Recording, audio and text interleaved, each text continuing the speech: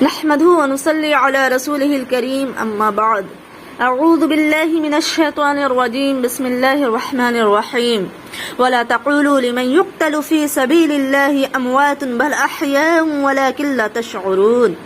میری عزیز بہنوں، آج آپ کے سامنے ایک ایسی شخصیت کا ذکر کروں گی جس کا عدل و انصاف پوری دنیا میں مشہور ہے، جس کے اسلام لانے کی تمنا خود حضور کریم صلی اللہ علیہ وسلم کرتے تھے، اور جس کے اسلام لانے سے اسلام کو غلبہ ہوا، مضبوطی حاصل ہوئی۔ یعنی اسلام کی گلشن کو جن شہدائے اسلام نے اپنا قیمتی خون دے کر سدا بہار کیا ہے، انہی میں حضرت امیر المومنین سیدنا فاروق اعظم رضی اللہ عنہ کا بھی اسم گرامی سر فہرست آتا ہے۔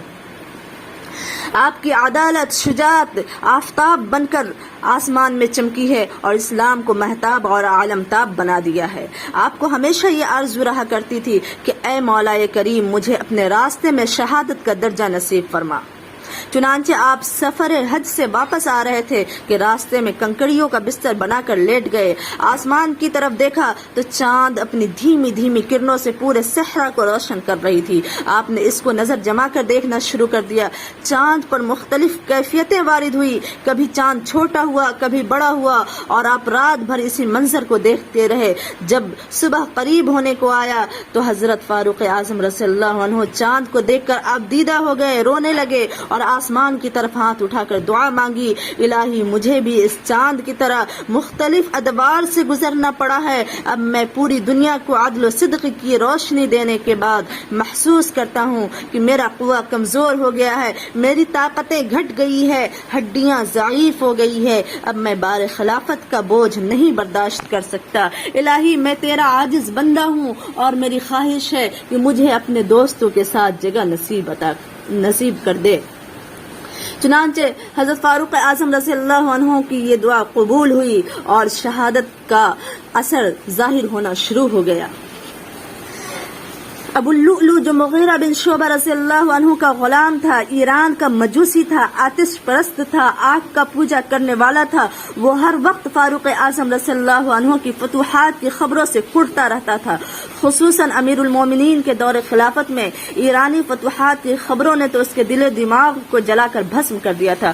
وہ اسی فکر میں رہتا تھا کہ ہم اپنے مذہب، اپنے مسلک اور اپنے ہم وطنوں کا بدلہ کیسے فاروق اعظم سے لے لیں، کیونکہ اس کے وطن کو فاروق اعظم رضی اللہ عنہ نے فتح کیا تھا تو اس کو اس کی جلن تھی، اس کی کسک تھی کہ کیوں ایسا کیا، ہمیں اپنے مذہب پہ قائم کیوں نہیں رہنے دیا۔ چنانچہ ایک دن وہ فاروق اعظم رضی اللہ عنہ کی خدمت میں حاضر ہو کر عرض کرتا رہا، میرے آقا مجھ سے زیادہ ٹیکس وصول کرتا ہے، آپ اس سے باز پرس کریں، آپ اس سے پوچھیں کہ وہ میرا ٹیکس زیادہ کیوں وصول کرتا ہے اور چل کر کم کروا دیں۔ حضرت فاروق اعظم رضی اللہ عنہ نے اس سے پوچھا کہ تم کتنا ٹیکس دیتے ہو اپنے مالک کو؟ اس نے کہا 2 درہم۔ تو آپ نے فرمایا یہ تو کوئی زیادہ نہیں ہے، تمہارے کاریگری اور فن کے اعتبار سے یہ کوئی مشکل چیز نہیں ہے، اس لیے میں مغیرہ بن شعبہ کو اس سے کم کرنے کا حکم نہیں دے سکتا۔ یہ سن کر ابو اللؤلؤ جو مجوسی تھا، جو اندر اندر کڑتا تھا، جلتا تھا، بھنتا تھا، واپس چلا گیا، مگر اس کے اندر اور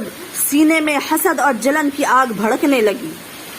چنانچہ ایک مرتبہ حضرت فاروق اعظم رضی اللہ عنہ نے ابو اللؤلؤ کو طلب کیا، فرمایا کہ میں نے سنا ہے کہ تو بہت اچھی چکی بنا لیتا ہے، اس لیے میں نے تجھے بلایا ہے تاکہ ایک چکی بنا کر تو مجھے بھی دے دے۔ اس پر ابو اللؤلؤ نے کیا جواب دیا وہ غور سے سنیں۔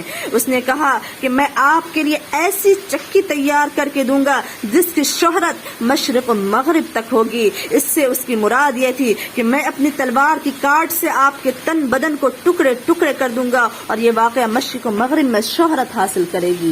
اس کی یہ بات سنتے ہی فاروق اعظم رضی اللہ عنہ سمجھ گئے کہ یہ کہنا کیا چاہتا۔ چنانچہ ایک دن آپ نماز پڑھانے کے لیے تشریف لائے، مکبر نے تکبیر کہی اور اپنے حسب معمول صف درست کر کے اللہ اکبر پکار کر امامت شروع کرا دی۔ ابو اللؤلؤ مجوسی جو آپ کے عقب میں بظاہر نماز کے لیے کھڑا تھا، لیکن دراصل میں وہ اس مذموم مقصد کے لیے تیار ہو کر آیا تھا کہ فاروق اعظم رضی اللہ عنہ अन्हु जो ही नमाज शुरू कराएंगे पीछे से खंजर के पे दर पे वार करके आपको शहीद कर दूंगा। इसी मकसद के लिए वो जहर में बिछा हुआ तेज धार खंजर अपने साथ इजार बंद में छुपा कर लाया था और सैयदना फारूक आजम रज़ी अल्लाह अन्हु ने तकबीर के बाद क़िरात शुरू फरमाई तो अबू लुअलु बदबख्त ने खंजर से फौरन हमला कर दिया। चुनांचे एक महरमुल हराम को सैयदना फारूक आजम रज़ी अल्लाह अन्हु ने मुसल्ले पे तड़पते हुए जान दे दी। जान दी हुई उसी की थी, हक तो ये है कि हक अदा न हुआ। शायद ऐसे ही लोगों के लिए कुरान पाक में कहा गया होगा कि कुल इन्ना सलाती व नुसुकी व महयाया व ममाती लिल्लाहि रब्बिल आलमीन।